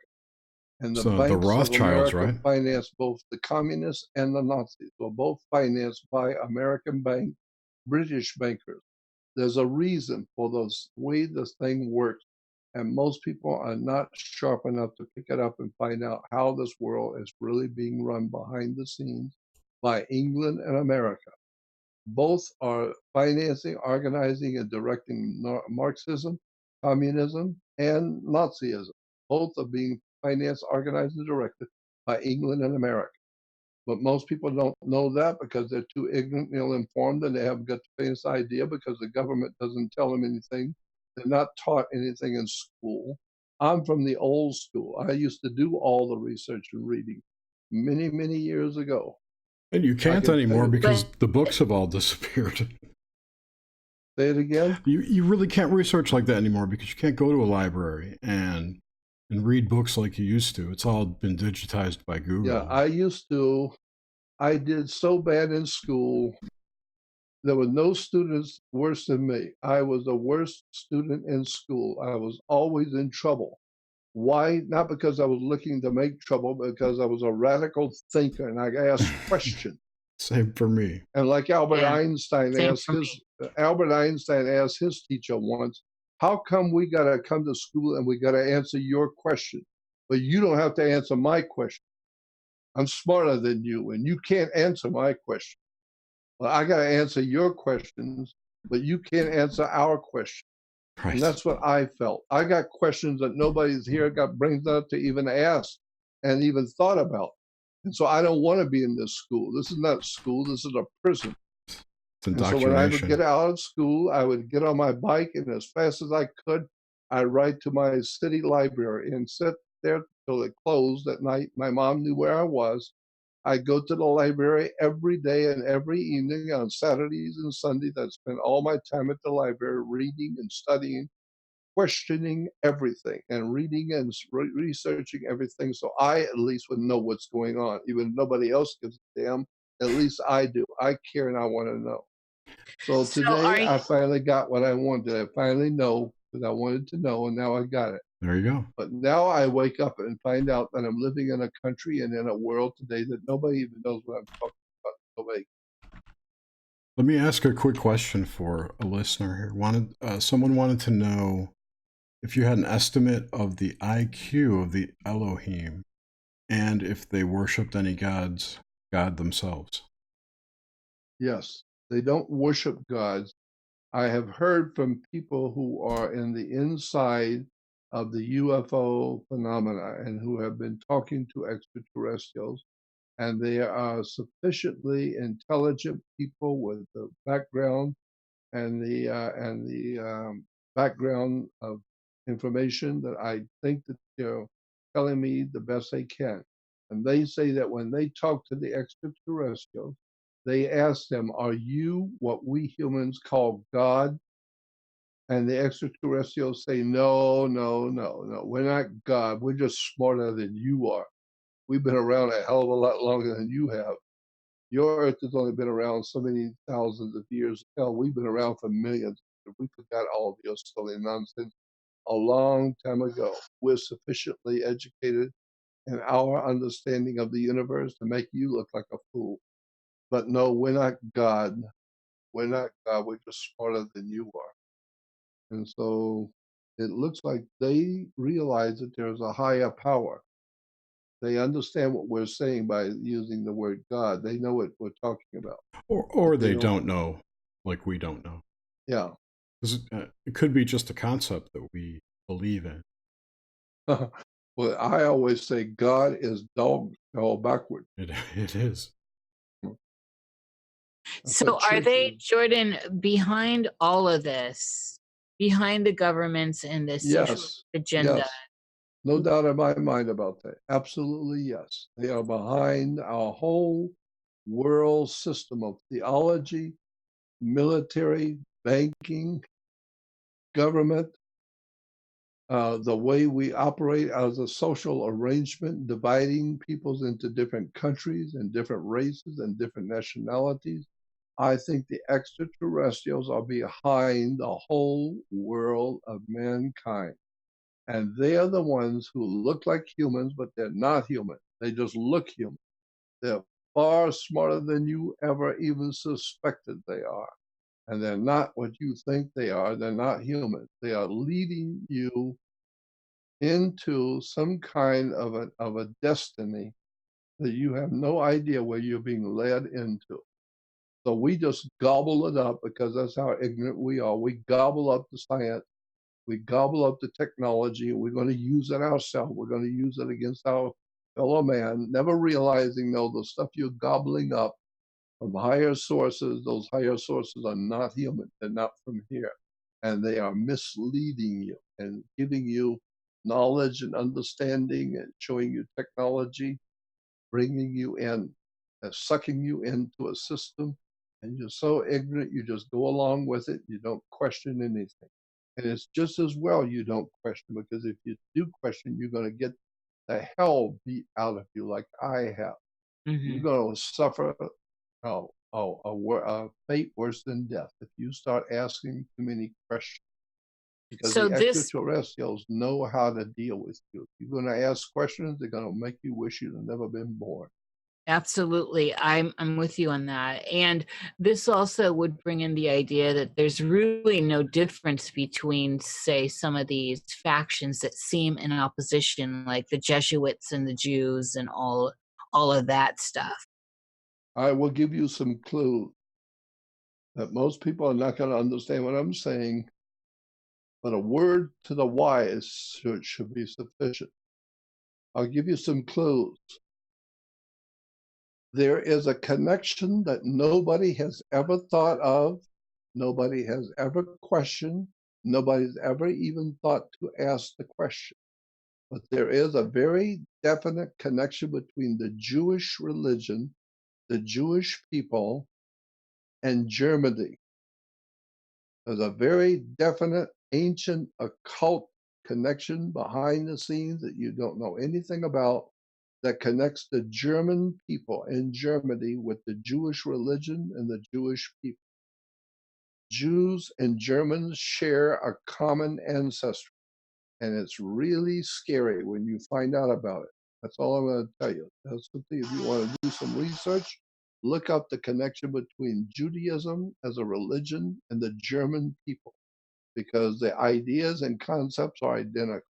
The Germans say they were a master race, and the Jews say we're God's chosen people. We're a master race. We know God, and He is our God, and our God is the God of the whole universe.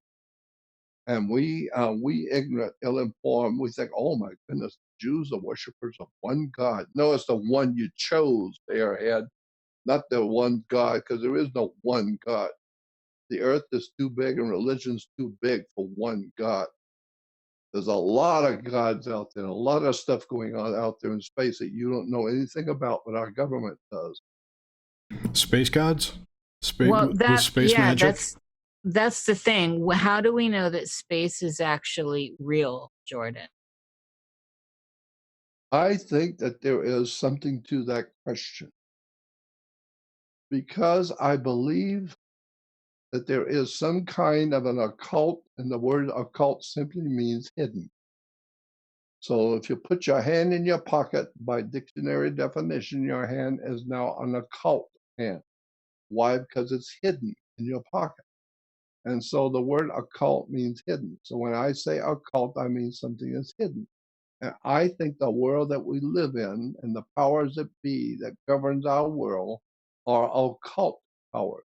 They're hidden.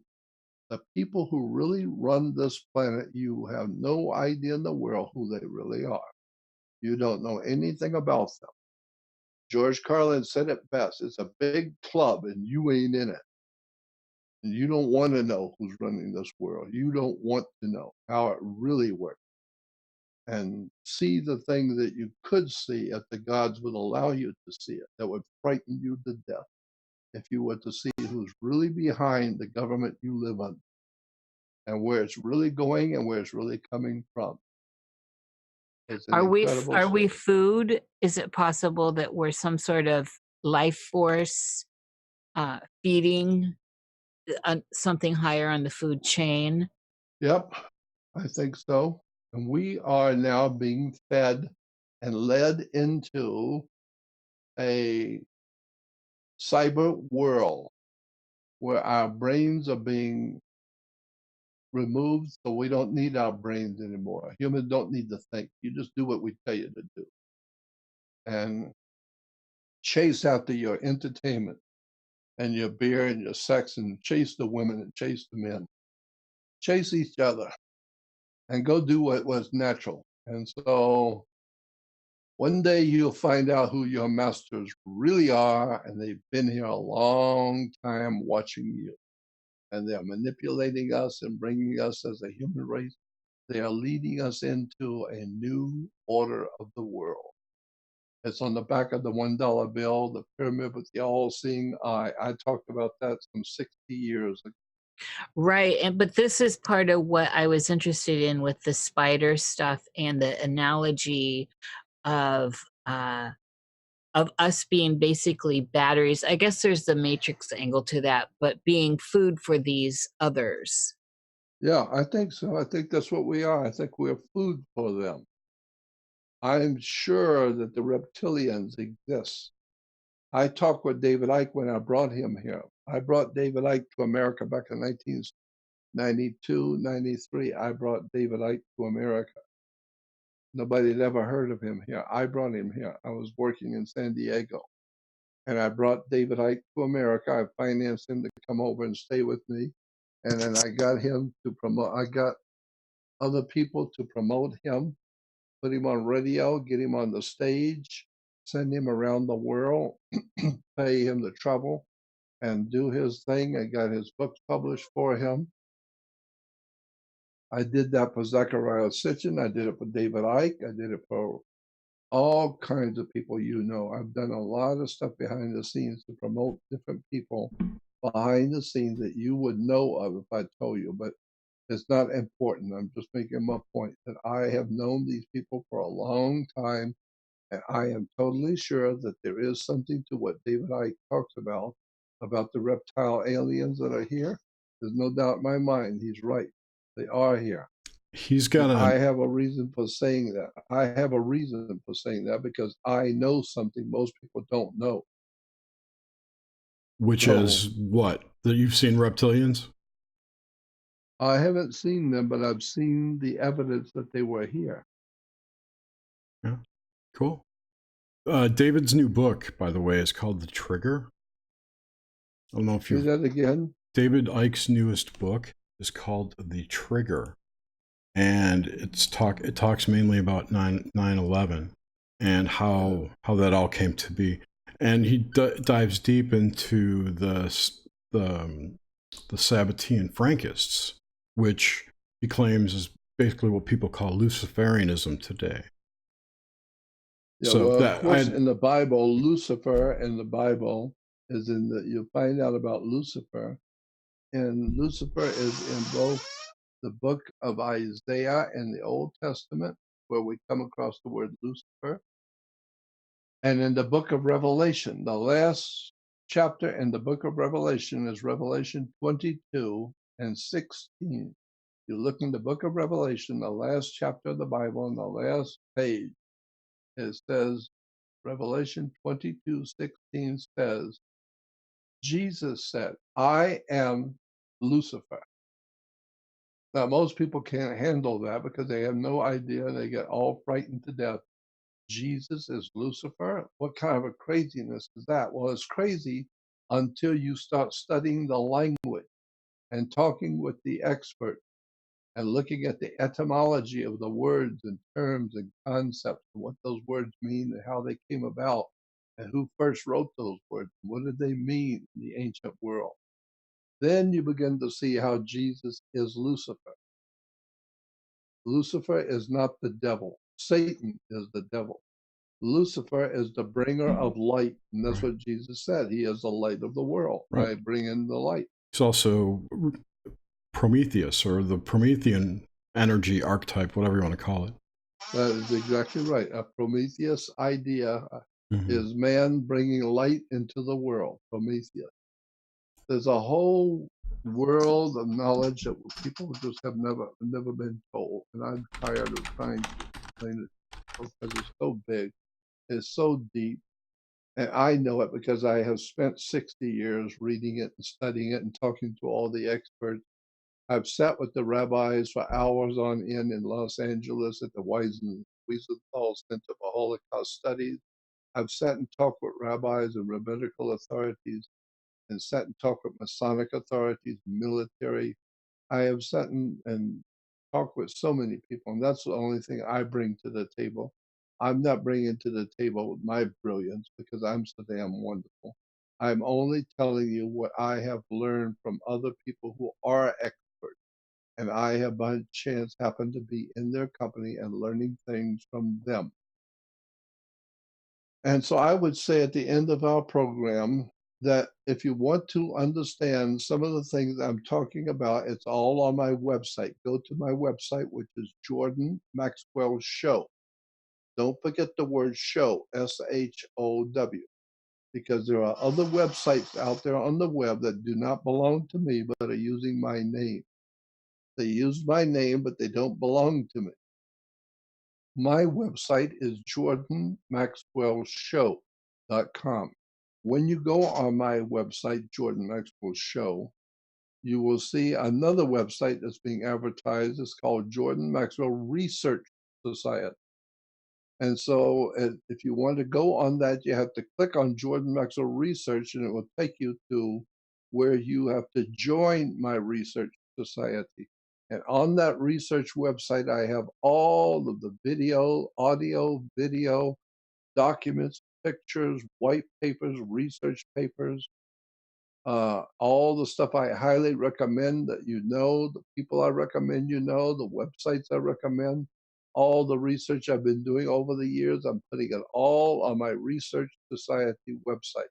So go on my Jordan Maxwell Show and click on Jordan Maxwell Research Society and join my Jordan Maxwell Research website, which is all the pictures and diagrams of all the stuff I've been talking about for the last 2 hours. It's all there. All you got to do is go and join it if you really want to know.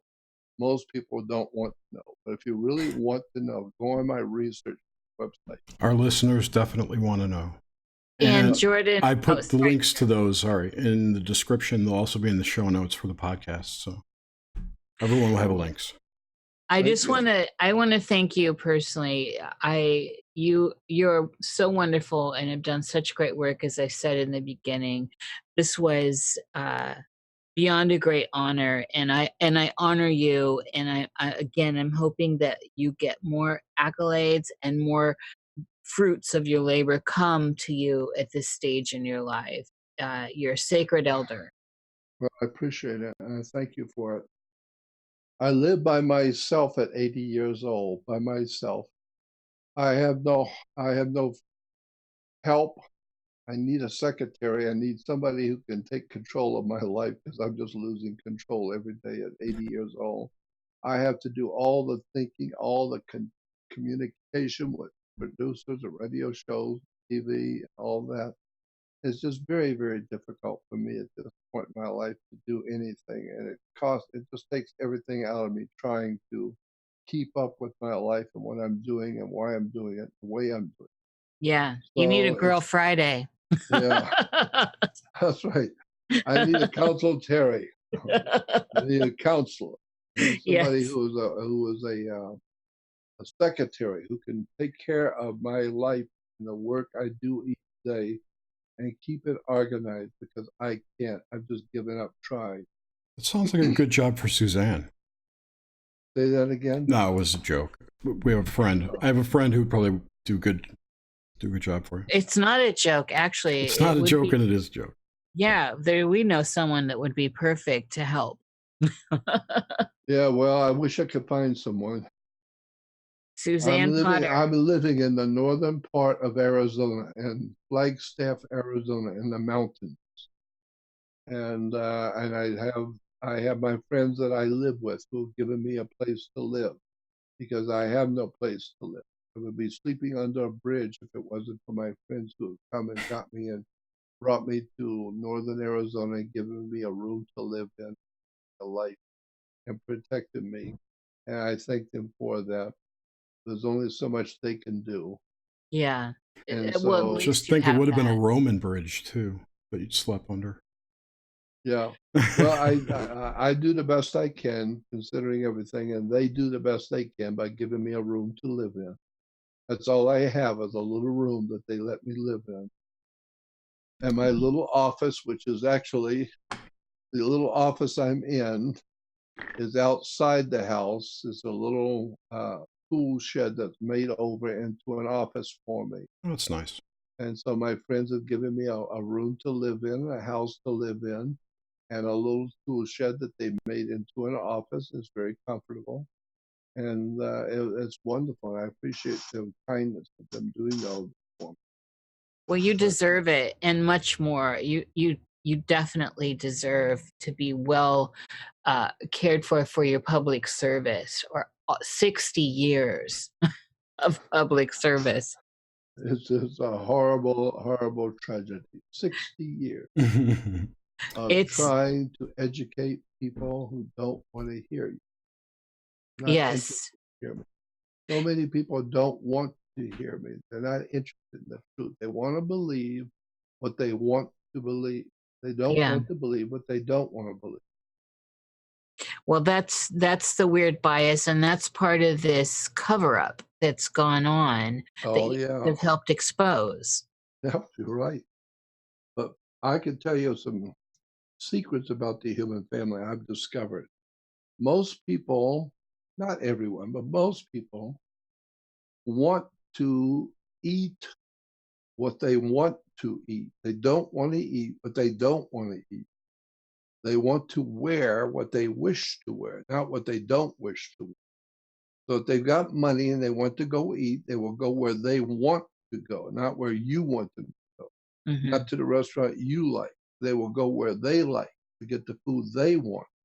And so they will financially put money into the companies that will provide them with what they want to wear and what they want to eat, the way they want it, not the way you want it. And so that's exactly what's going on today. People will support what they want to support. They will not support what they don't care about.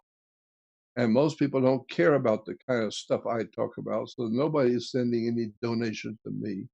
And so I live on the Social Security, a few $100s a month, Social Security, and that's the only thing that keeps me alive. And we got to get you a Patreon account or something. well, probably something. I don't know. All right. It's just that I know that I don't ask for any help, and consequently, you don't get any help. Yeah, I'm not asking for money. Good, because you're not going to get any. Well, we'll see if we can. I just get the crowd depend out on there. the great spirit that has led me all of my life. I depend on the spirit to protect and give me a place to live so I can do my work. And Yeah. so Well, it hopefully has. someone hears this and can help out in any way they can, even if it's just administratively helping you out or something that, Yeah. I don't know. Our podcast goes There's- out to dozens of listeners. I Yeah. never know where I'm going to live next month. I never know where I'm going to live because I'm just here at the behest of a dear friend who give me a room to live in and gives me a little office to live in, and they're very good friends. And so I just live from one day to the next, never knowing where I'm going to live next month, next week. And as long as they are agreeable, I'll stay here. But I wouldn't hurt my feelings if I got something elsewhere, because where I live is in the northern part of the state of Arizona, which is very, very cold. And at 80 years old, and it really affects me.